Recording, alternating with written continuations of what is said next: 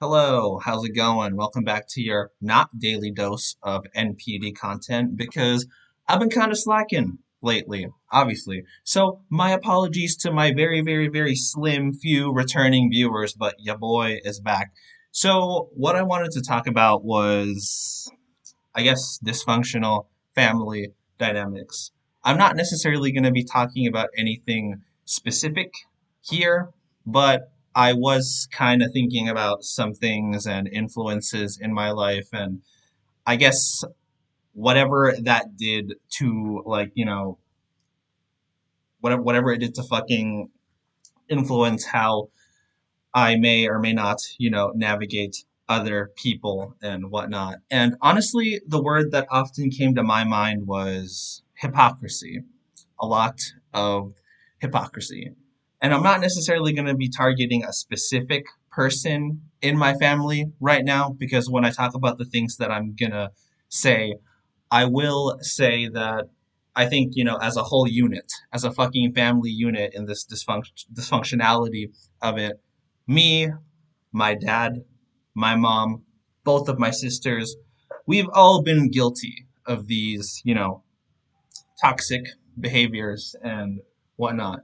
So there's a lot of hypocrisy, honestly, when you exist in a dysfunctional family unit, because much like families in general, well, actually, no, maybe not like families in general, because I'm talking about my specific dysfunctional family and whatnot. Or if you have a dysfunctional family of your own, I'm sure you're going to be able to relate to quite a lot of the things that I'm going to say here. But in all honesty, everybody in a dysfunctional family unit operates in a state of hypocrisy. All throughout my life, and let's say having like toxic parents and whatnot, toxic relatives, toxic siblings. I myself as a toxic sibling, maybe, despite the fact that none of us may want to take any accountability for that. Okay, see, yeah, there we go. I think that's one of the key indicators in existing in a family that's very dysfunctional. Everybody is so good at criticizing each other. Everybody is so good at being judgmental and putting other people down.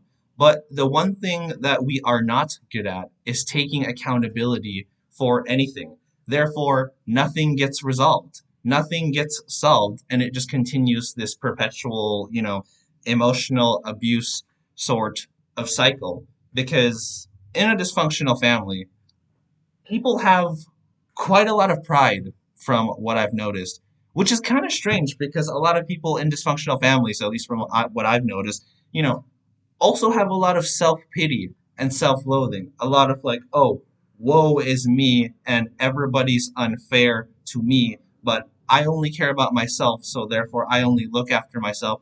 So it doesn't surprise me that, at least from a nurture aspect, I was able to develop my narcissistic personality disorder through this lens. It would be quite a stretch, obviously, to say that everybody in my family, for example, has like narcissistic personality disorder.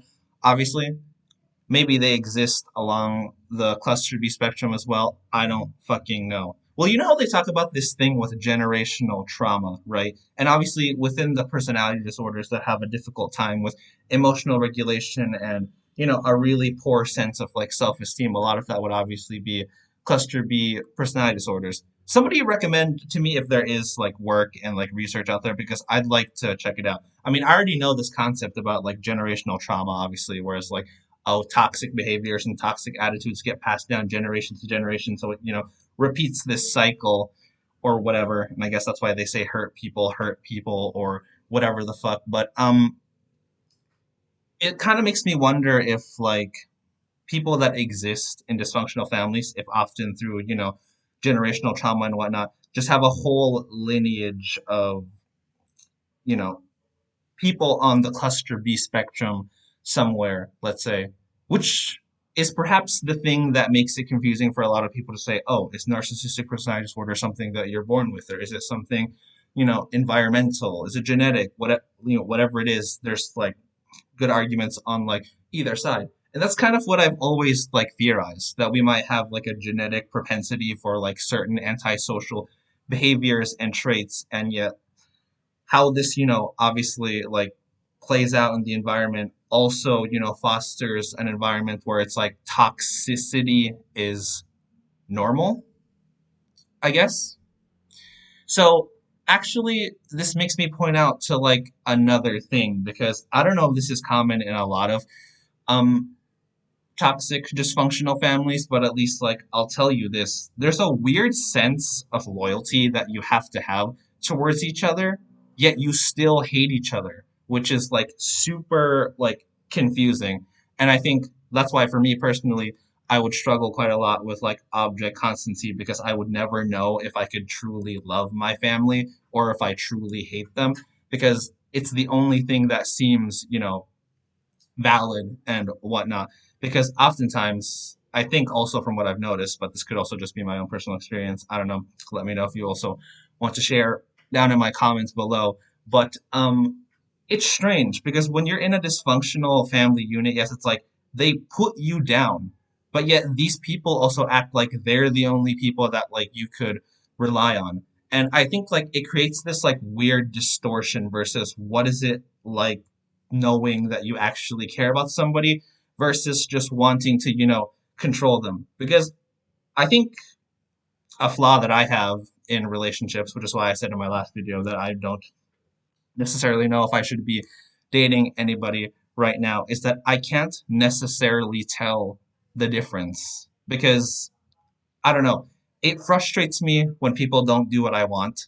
And obviously, yeah, that's also just like an ego problem thing as well. But then there's like this weird distortion and blend where it's like, I'm only acting that way because I think I really care about you. Or it's like, maybe I learn it from like my circumstances as well, where it's like, oh, you have to do this. Otherwise, you're gonna like ruin yourself. Or it's like, this might be like a really, really poor example to use, but I can't really think of like anything else.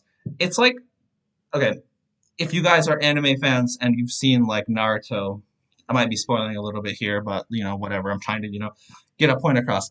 It's like when Sasuke wanted to, go to Orochimaru just so he could like, from what I remember, uh, get better help in let's say like killing Itachi so like he could avenge his like family and whatnot.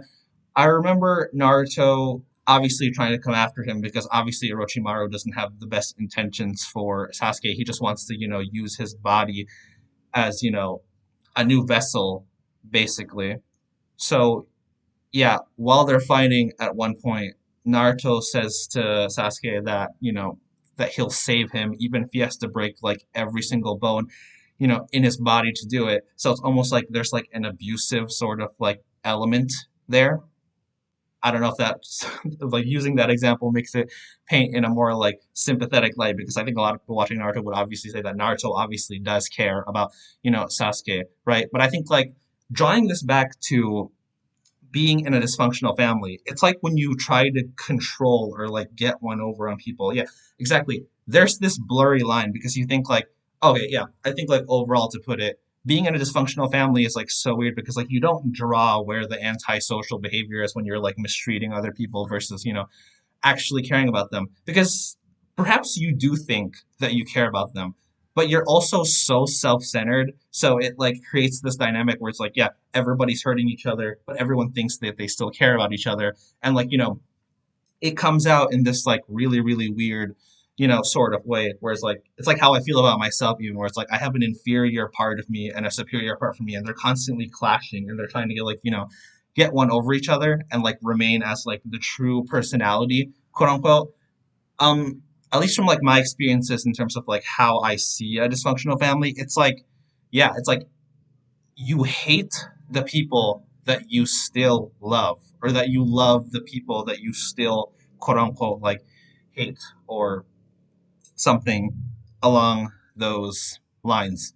So it creates this like weird sort of thing where it's like, okay, you don't want to trust these people, but you're not good at trusting like strangers either because it's like, oh, you're stuck in this like specific sort of like unit thing where it's like, I guess like nobody would truly, understand.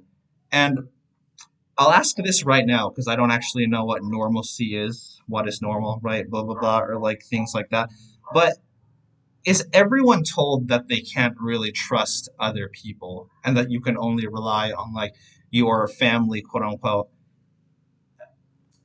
I guess it is normal to a certain extent because obviously there is that saying that like blood is thicker than water. But it's like I don't know if it's because of like the influence where it's like I don't necessarily feel like I can trust other people, or because of like all the hardship and like the struggles in terms of like being with a toxic family environment that I can't necessarily, trust these people either. So I don't know. It feels you leaving extremely isolated and perhaps, and again, I'm not saying that everybody in my family is a narcissist. I don't know if a lot of them would be on the cluster B spectrum. Again, I'm speculating. I don't know because obviously I'm on the cluster B, categorization. But yeah, it's super strange and it's just like it's it's the weirdest way to I don't know exist. And I guess because like oh yeah, I felt like how unusual it is, quote unquote. Nobody really understands. Also, I understand that like to like obviously people want to try and come off as if like they're normal in front of other people. So I don't know, maybe there perhaps are more dysfunctional families than people are, more willing to like, admit and stuff. But I relate hard when I see posts, for example, talking about how like everybody kind of just assumes that like, oh, they have family that they can rely on, blah blah blah, this or that. And it's like a lot of people don't necessarily think automatically that, there are these destructive, quote unquote, like unhealthy, like family units when it's something that like I wonder all the time. And I guess it's also played a big part in terms of like why I'm so questionable and like skeptical towards like other people because like it's strange, but I guess like if you are in an environment where like toxicity is sort of like normal, there's like a weird aversion to situations that are healthy or situations that feel, I don't know, more comfortable and normal because I've always got the sense that like most people were fake for this reason. And yes, I am a narcissist, so I see everything as like who's on top and who's at the bottom. When I see people and again, I don't necessarily say anything. I blend in. I like whatever. I'm just like chilling or like whatever. Like when I see people and they're saying nice things to each other, they're being caring for each other or whatever, and like all this stuff. Like I don't have the ignorance that it seems most people have when they're just like, oh, that's like a nice, like happy family. But I'm like immediately thinking of like, I don't know, like the fucked up shit because the fucked up shit does seem like more normal. Like typically, like 9 times out of 10, like, oh, well, they look like they're having fun in that restaurant. How do you know they're not going to be fucking like, like shouting in the car, arguing all the way home, blah blah blah about like whatever or something. Like if you saw that and saw how they were at the restaurant, like you would know that obviously what's in the car is like more a real deal than like what's in the restaurant, and that would just be false. That would just be an illusion that they want everybody to think. I don't know, man. It's just I don't know. I've always thought the world was fucked. I still think the world is fucked. I don't know if I will ever not think that there's something dangerous or suspicious about this. I don't know. Just like because like from like the filter of everything, this world just seems so disgusting and so terrible in general. And despite that strong survival instinct, it's like the only peace you'll ever get at one point. I don't know. It's just death. When let's say hypothetically you get to say fuck you to everything, and then it all just ends and the bullshit is gone.